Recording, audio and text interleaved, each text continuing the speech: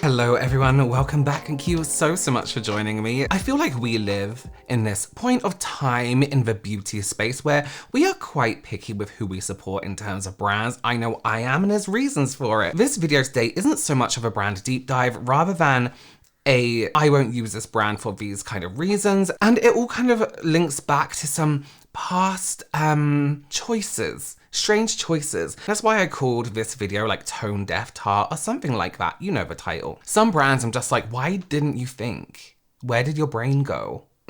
So of course we're talking about Tarte today. As you are here, please do give this video a thumbs up. Leave a comment down below. If you don't know what to comment, just comment algorithm. I would greatly appreciate it. And consider subscribing for more videos like this and other beauty related content. Oh, and we are using today ColourPop's new Cloud 9 palette. It's cute, it looks kind of cute. I do have a link, an affiliate link down below and a discount code if you want to buy anything. So I usually start off doing like a history of the brand and all this kind of stuff, but on Tarte's own website, Maureen Kelly, who is the founder and CEO of Tarte, has kind of given us all that information in one kind of quote. So I'll just tell you the quote and get ready for one of those like, it all started with a dream when I was a normal person, kind of like background stories. It's like the brand equivalent to like X Factor or, you know, The Voice, kind of like sob story, you know? I started Tarte with a dream of developing good for you beauty that's never boring. I became so focused on the ingredients I was putting on my skin, and a lot of my favorite products has some not so cool ingredients in them. Yes, she's one of those, we'll get into it. So out of my one bedroom, rent controlled NYC apartment with my friends and family as employees getting paid in pizza, I launched my very first product, our OG Tartelets Know. It was the Cheek Stain, a skin loving blush stick infused with acai, acerola, maracuja, goji, and pomegranate. Finally, ingredients you can pronounce. My eyes can't roll back enough. Right, let me just touch on one thing very quickly. Let's get over and done with that clean brands do all the time. It's so irritating. Finally, and I quote, finally, ingredients you can pronounce. Oh, let's talk about pronouncing ingredients, right? There seems to be this stigma. It's a very stupid thing to say. I'm gonna be honest with you. It's a very uneducated thing to say, especially from somebody who, you know, apparently knows a lot about ingredients. You shouldn't be saying stuff like this. Some things that you can't pronounce, some ingredients you can't pronounce, sorry, I can't even see that on my skin, aren't inherently bad. Facts, straight up fact. That's a very fear-mongering kind of tactic for these clean brands, you know? Oh, I can't pronounce it, don't use it. BS, absolute BS. They're like, oh, nasty, nasty chemicals. There are many words in food, in cosmetics that we can't pronounce. Here's a example I'm gonna have to read because I can't pronounce these words, right? Catchin, epicatechin, tannins, and anthocyanins. Can't pronounce them. I should absolutely stay away from whatever this terrible, horrifying, toxic, poisonous thing is, right? These are just chemicals in a banana. That's it. They're not nasties. They're not like, oh God, I can't pronounce them. I should stay away from them. It's a banana. It's literally a banana. Come on now. And just while we're on this, right, here's some ingredients in, we'll take their Cheek Stain, for example, because that's their original product. When you click on their ingredients and then do view full list of ingredients, let's just choose a few here, right? Like macrocarpon, agustusfolium, what else have we got? Fragaria. Sargassum, Pacificum, Stereotrates, like, come on. So this, like, stay away from it if you can't pronounce it, isn't always true. Even the thought that, you know, some man-made chemicals or ingredients appearing in our products being dangerous is also incorrect. Actually, it's probably more dangerous to use like a pure lemon on your face or a pure whatever on your face. Each lemon is going to have an unbalanced or different percentage of whatever ingredient is in that lemon, whatever chemicals make up that lemon, right? Different amounts of acids. Is acid in lemon? I think it is. Different amounts of water, different amounts of this chemical. It's not regulated in each one, which can be very dangerous for our skin. You know, we're at a point in science where we can make man-made ingredients and chemicals that are balanced in a way that is much more better for our skin, more stable. And actually researching for this video, there are a lot of clips of Maureen, the founder of Tarte, talking to TikTok, whatever, talking about whatever. She does a lot of fear-mongering, a lot of it. And she actually does that more in person than the brand does in general. Like, you don't see a lot of it coming from the brand, but it comes a lot from her. It's just tired, like, stop. Fine, be like, you know, I prefer to use ingredients, but don't be like, you should be, it's so dangerous, because that's not the case. It's extremely outdated and an uneducated thing to do, in my opinion, especially somebody who knows about or should know about their formulations and things like that, in my opinion. But that's none of my business. Anyway, so Maureen, who, again, founder of Tarte, didn't actually have a background in cosmetics or cosmetic science or anything like that, which kind of shows with the statement that she made with all this chemicals thing. So she wanted to start a brand that was more natural, animal friendly, absolutely fine. So I actually found this quite funny. Ooh. And very interesting because of, you know, the world we live in and how we all say different things and it all has different meanings. The name of the brand Tarte almost stopped them from being sold internationally in Sephora, and here's why.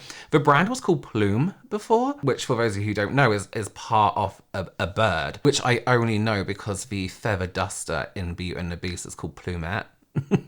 Disney is educational. But being a brand, you know, that isn't tested on animals, that is friendly to animals, perhaps naming the brand after an animal part isn't the best thing to do. It's like saying, you know, my clothing brand is vegan and kind to animals, but it's called sheepskin. You know, it's a bit like, yeah. So she chose the name Tarte. I like the food Tarte because it's nice. Everyone likes like sweet things. Well, not everyone, but you know, it's like something sweet for your skin, which I personally don't like the sound of at all, but some people do. Now, in the UK, Tarte, T-A-R-T, can be used to insult both men and women, mainly women. So it suggests that a woman is promiscuous and has, you know, many different sexual partners. You're a tart, you know, which kind of really isn't an insult nowadays. Like, you do you. That's fair. Do it. Girl power. And sometimes, you know, men can say it to other men, call them a tart. It means like it's insulting them by calling them more feminine, you know, calling them unmanly. It's a very misogynistic insult in both a sense, you know. Like even nowadays, some people are like, oh, you know, you smell like a tart, you look like a tart. It's actually really horrible and insulting, and that can mean like you're wearing too much makeup, you're wearing too much perfume, you're dressed promiscuous, you know, like that kind of thing. It's kind of like, it's very old fashioned and very stupid. So when it came to bringing that name across the pond into stores, they were like, why would we stock a brand that is the name of an insult, you know? It's like bringing a brand into Sephora and it says, ugly bitch, even though the spelling is different. But when it's like, oh, this eyeshadow from Tarte, it's like, different countries, different sayings. But obviously they did make their way into department stores. Now, there seems to be like a lot of information, I don't know why, about how much debt she went into making this brand. It was hundreds of thousands, and that seems to be something that's brought up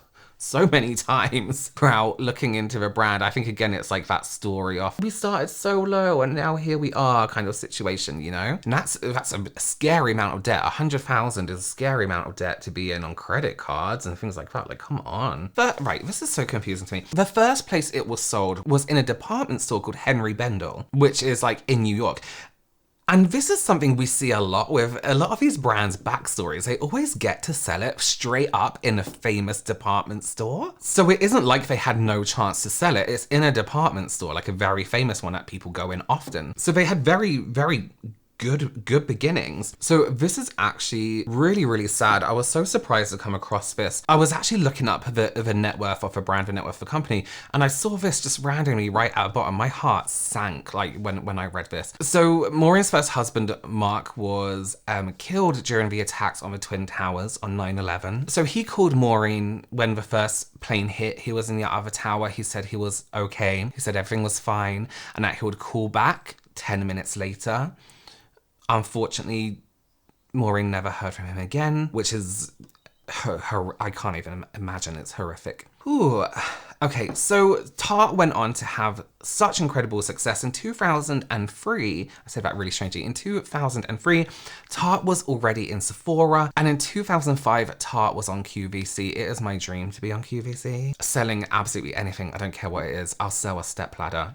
I'll sell a candle. I'll sell Christmas lights in July. I just want to be on QVC one day. And they also made it into Ulta in 2010. To be in Sephora within 3 years of launching back then is insane. Without like the social media hype and everything like that. Crazy. Very, very good. So Tarte was actually purchased in 2014. These brands always get snatched up. Not by Estee Lauder though. So a stake of 93% of the brand was purchased for, I need to read this number, $135 million by a Japanese company conglomerate, I guess, called Kose. It's got the little accent above the E. And although it was purchased, Maureen was kind of kept on, well, she stayed on as like, for all the creative stuff, creative director, whatever you want to call it, still kind of running the brand and doing what she was doing before, which I kind of think I would have to do if that was my brand. I wouldn't want to just straight up, give it up, Now, of course, we all know the brand for Shape Tape Concealer. This was their big, like, oh my God, Shape Tape. Everyone wanted it, everyone needed it, everyone was like going crazy for it. For some reason, I personally didn't like it. I didn't see what all the hype was about. It was just like any regular concealer that was full coverage. There are better concealers out there for full coverage options. Okay, listen, let's move on to the reasons as to why I've called this video what I have decided to call it. The tone deafness of Tarte. Unable to read the room, let's say. And we are going to have to touch on some dramas involving this brand. Not just the drama being part of it, not to lessen the impact of the drama, but the way they dealt with it also is questionable. And you know what, it's just fucking stupid. So let's start with a post that they made on Instagram. So they posted a meme over on their Instagram page trying to be, relatable, so relatable. Now, if you aren't watching your screen, because I know people like to watch these videos or listen to these videos, cleaning up and everything like that, make your way over to the screen right now, because I'm not going to read what is on this, but it will be on screen. Still censored, but you'll be able to, see how terrible it is when you see it. So they posted this following meme onto their Instagram page. My brain during the day, potato, potato. This word, tomato. My brain at night.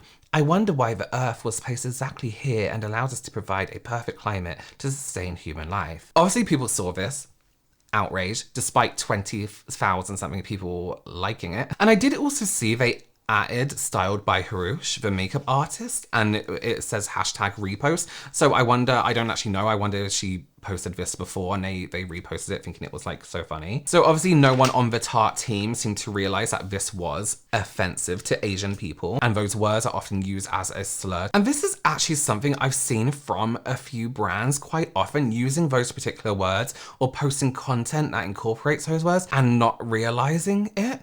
Like, no one in your PR team realizes that this is offensive. Does more than one person not work within your team? You know what I mean? It's actually the reason why I don't use Juvia's Place anymore. So of course, and rightly so, people took to Twitter also to express their outrage at Tarte. Some people tweeting, see Tarte's casual racist against Asians shenanigans, removes all Tarte items from wishlist. Good to know they don't want my money. Please delete this post on Instagram at Tarte Cosmetics. I love you, but it's a term that's extremely offensive to your Asian fans. I'm really disappointed in Tarte right now. Okay, so I want you to put yourself in Tarte's shoes for a second, right? Imagine this. You're in their offices, right? You're part of a social media team, or perhaps, you're Maureen, the founder herself, and you've just posted this offensively racist post, okay? And everyone's tweeting you, everyone's messaging you, everyone's commenting, saying how disappointed they are, that you should be deleting it, all this kind of stuff. So you've gathered, how are we gonna fix this? How do we apologize for doing this? Do we apologize? Do we ignore it? What do we do? Maybe 2 people, maybe 5 people have all decided that the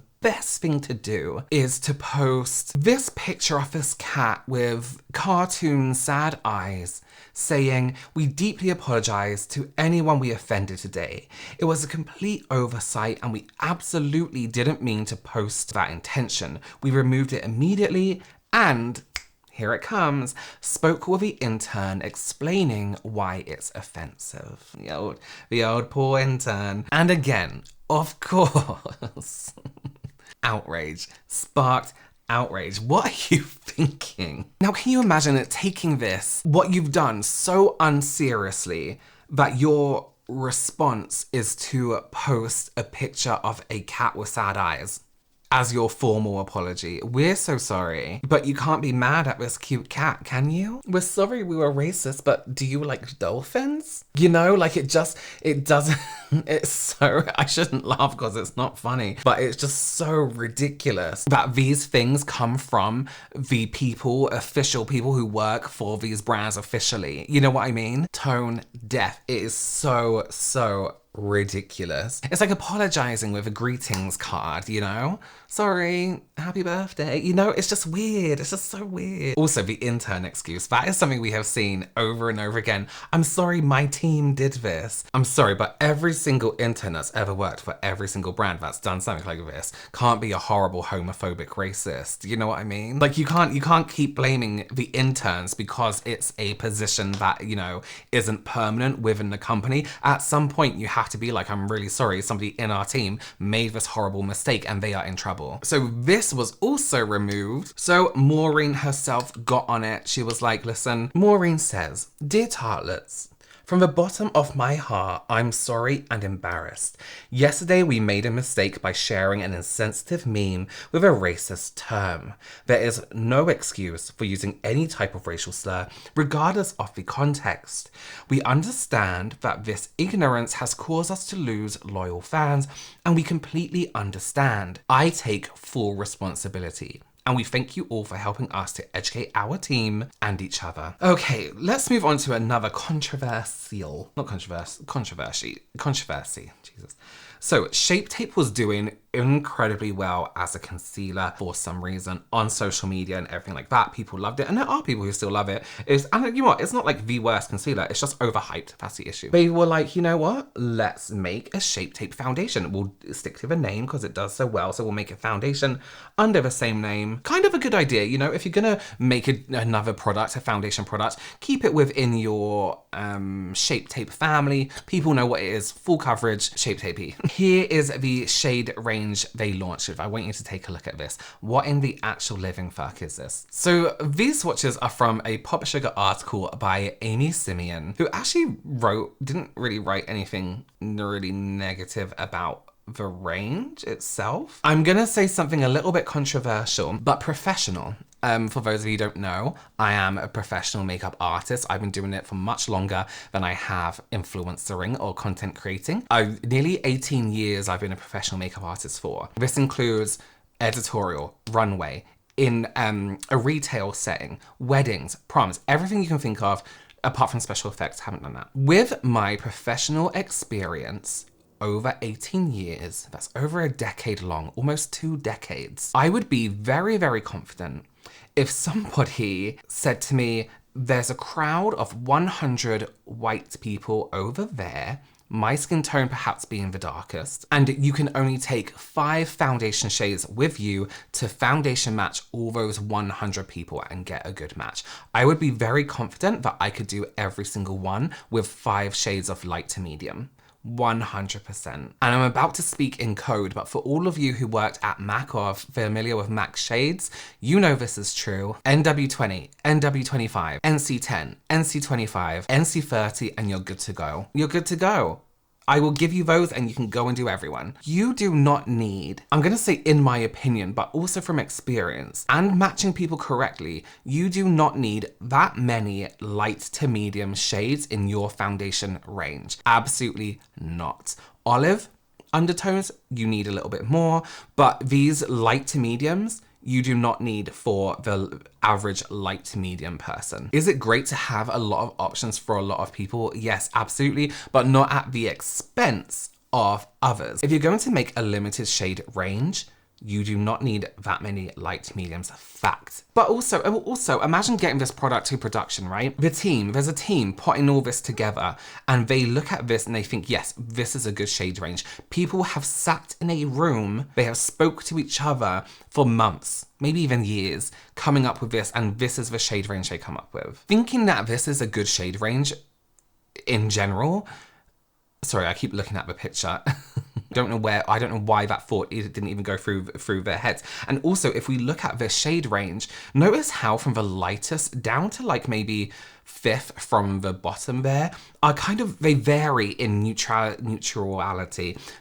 pitch and tone and depth. Whereas when it comes to the last 4, let's even say the last 2 on the end there, right? The lightest one will still be way too light for people and also way too red. 100%.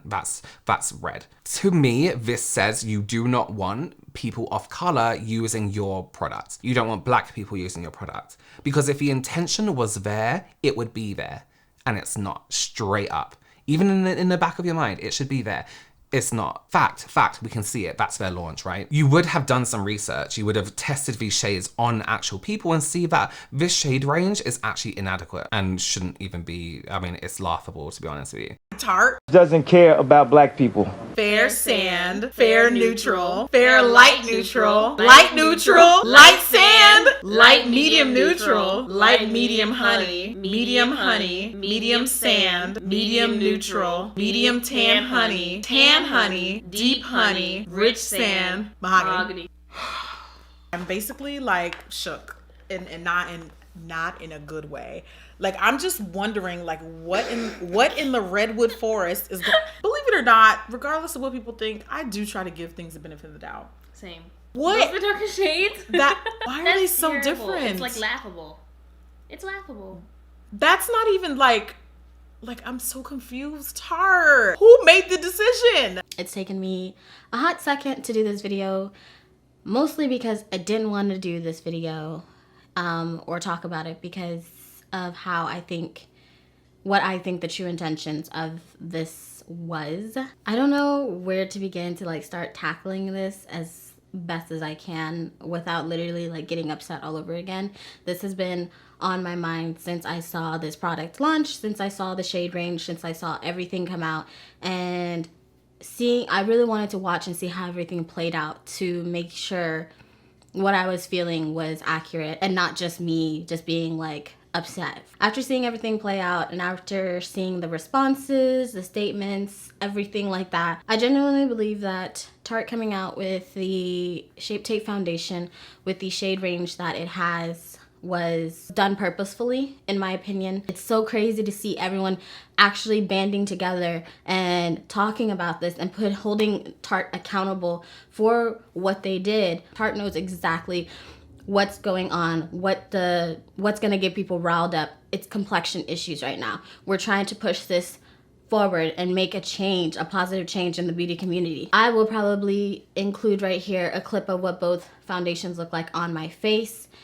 Of course, it's ashy and dusty. We already knew that. So us using our platforms to speak on things like this, there's only so many of us, but there's so many of you guys, and us banding together is what changes it. And again, people are angry and annoyed, and rightly so. This is insane. Tarte made another apology. Listen to how terrible this one is now. It may be, this text is awful for dyslexic. It may be too little too late, but we can assure you this was not meant in any kind of malicious way, referring to the shade range. We all just got so caught up in #ShapeTapeNation.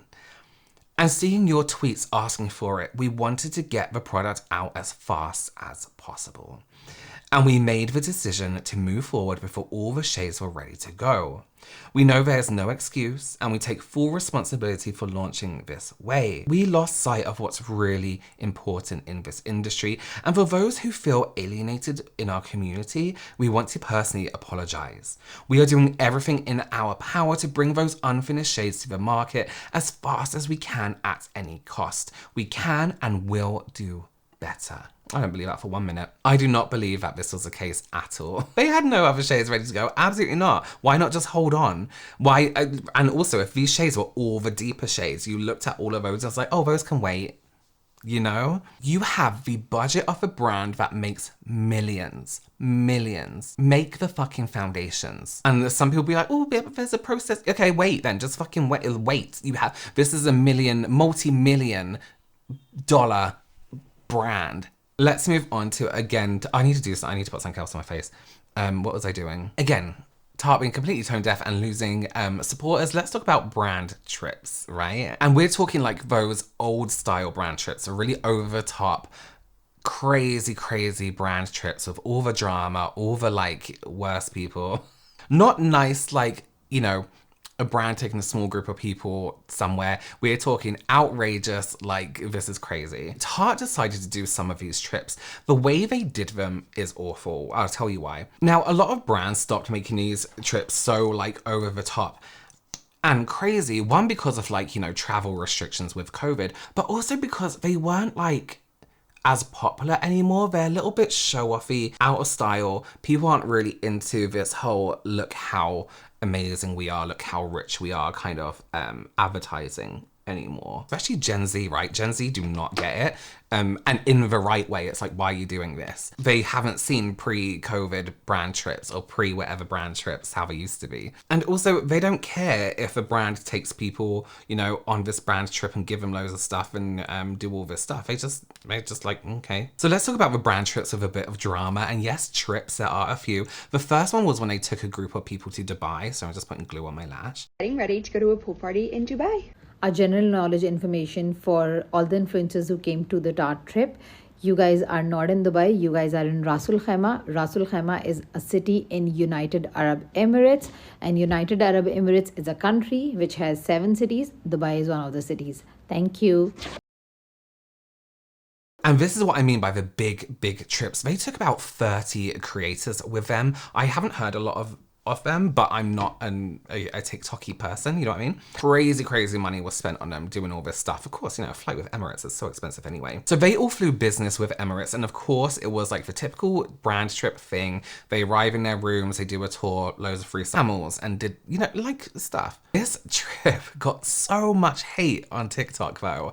Again, it's that younger audience that are like, why does this matter? Why is this happening? And a lot of people didn't understand why this was beneficial to the brand. Brand trips are new to them. And listen, brand trips can be beneficial to the brand. If you think about how much, let's say, for example, an Instagram post or YouTube integration would cost a brand, you're looking at like thousands and thousands. If you invite an influencer out on a trip that charges, you know, thousands per a post, and they're making, you know, a post every day, or they're uploading to their stories every day about what they're doing with your brand, that is a lot of advertising value. So obviously they were given all this stuff from Tarte, but a lot of the people on this trip were just using loads and loads of stuff from all these different companies, and some of them not even using Tarte's products. The only thing I ever use is the Master Mats palette. That's what I have. So good. That's all you need.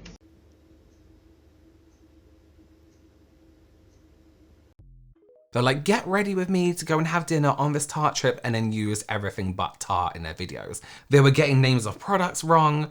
They were like using their product and being like, oh, actually, this isn't very good. Let me use something else, which is actually really honest. So I can give them that. It's almost like going to someone's house for dinner, right? They invite you over and you order McDonald's when it's time to eat. And, you know, there's no agreement. Not all the time anyway, some brands might. Some people are making the suggestion that actually, you know, they should take their loyal customers on these trips instead of these influencers that already get to do amazing stuff. They already get free products. They can probably afford to do this trip on their own budget. But here's the deal, and I'm going to be 100% real, and it's just unfortunate and just how it is. There's no benefit for the company to do that. Yes, in an ideal world, it'll be a really nice thing to do, but there's no benefit to the brand. They can, you know, have someone on a trip that has 300 followers, or they can have someone that has 3 million, 300,000. And if they're gonna spend thousands and thousands and thousands, they're gonna want something in return. You see? That's the business thinking. Let's skip to the drama of their last trip to Miami. So they took a group of people to see Formula One, which I think sounds so fucking boring. I'll be like, no, thank you. Can I skip for Formula One? And they did it in like batches, right? So a group were going out like on the Friday. Some of them were then flying home the Sunday. Some of them were going out on Monday, you know, and flying home a different day. So they were bringing them out in different groups. And the tickets that they got them were for these different days. Even though the main race was like on a Sunday, I don't know sports. There was other things to do, like it's a whole event. So content creator Bria Jones was one of the people invited to go on this trip, and she had a few things to say while she was there. So I was supposed to be going on a Tarte trip, and I was going to be leaving tomorrow to go to Formula One in Miami, and I decided that I'm not going to go.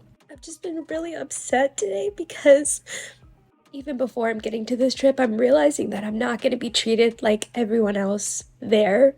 I would love to go on a Tarte trip, and trust me, I'm so grateful, but I have more integrity than to get all the way to Miami and realize that I'm being treated like a second tier person or like I'm being ranked. It just feels like a sorority situation, and I'm not doing that shit. I don't care if this means that I no longer have a relationship with the Tarte team, but I don't agree with how they're doing this. So the actual race is on Sunday the 7th. I was invited to come out from the 4th to the 6th. But initially in the email, it said something about being front row May 7th at the race. So once I realized my flights didn't align with the actual race, I asked them about it and they said, oh, don't worry, you'll still get to see like the practice races and stuff. But I have some friends that are going on the trip and I asked them when they were leaving and they all said they were leaving Monday and I was the only one leaving Saturday. So I just feel a little stupid. And I understand that my numbers are not like some of these other creators, but I just wish that there was more transparency up front. And I also, I have a screenshot of what was said at the beginning of our email thread. So I guess I misunderstood. But either way, I know that Cynthia had a similar experience, and I just don't like that this is happening to people who want to be a part of these Tarte trips. And personally, I don't get why, if they're going to do these trips, they don't just treat everyone the same.